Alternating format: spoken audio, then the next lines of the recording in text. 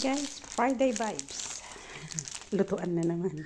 Ito na lutuan. Pero una kong lulutuin is yung pagkain ng aming asong si Lover Nani. Yan, 1 kilong breast ng manok.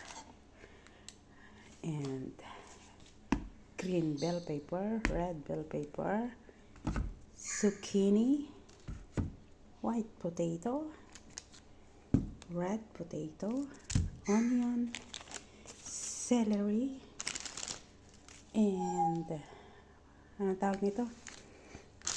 Anong tawag nito? Hindi ko alam kung paano, nakalimutan ko na.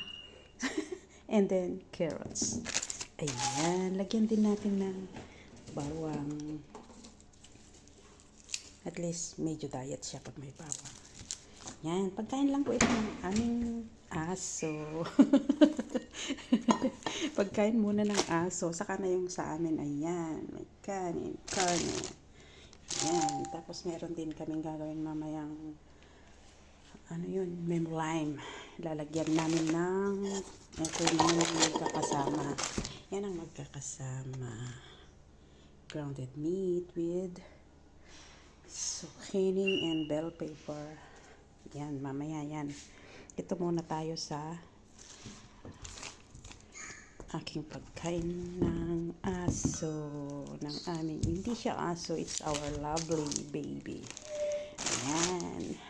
Healthy siya. Hindi namin pinapakain ng dog food. Kaya yan, nilulutuan talaga namin yan once a week. Okay, andyan na siya. Next, cut natin ito lahat. After ng cutting, wait muna, magkakat ako. Hindi ko na ilalagay kasi masyadong mahaba. Ito, panurin natin ang outcome mamaya. I will cook it all. Pagluto na, ito ko na lang siya ipapakita sa inyo on how is it. Parang arroz caldo ba sa atin? Tawag nila is marak. Ayan. See you in the next episode. Pagluto na siya. Bye-bye. Now, let's go to the outcome. Ayan. Luto na siya.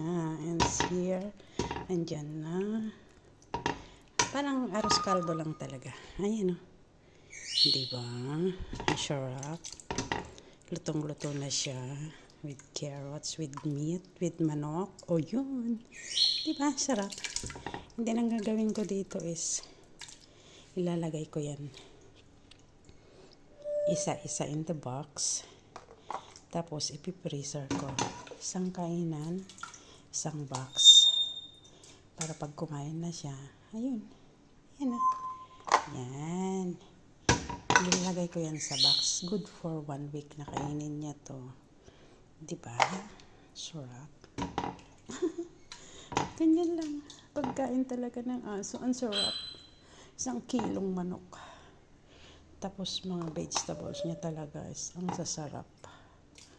Ganyan nila kamahal ang aming lovely Nani.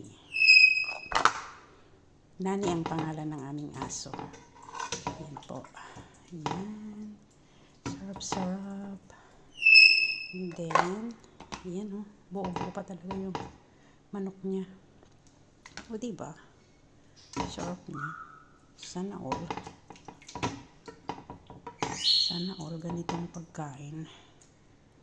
Papakain ko na lang kaya sana. Ayan, punuin natin. Para mas mabusog siya sa isang meal. Sana yung karne. Ayan, buo-buo pa siya talaga. Ayan. Ayan. Isa pang meat. Ayan pa natin ng karne. Ayan, marami pa yan siya. Yan, ganyan yung ginagawa namin for the food of our Nani. Sarap. Pipreser ko yan. Tapos, 1 day, 1 box. Ayun. Almost done. Ayan, enjoy. Laki kasi ron. Laking kasi pero kalahati lang laman. Kasi pag malaki mo inuluto, at least maluluto siyang maigi. Arroz caldo ng aming aso. Thank you for watching. Bye-bye.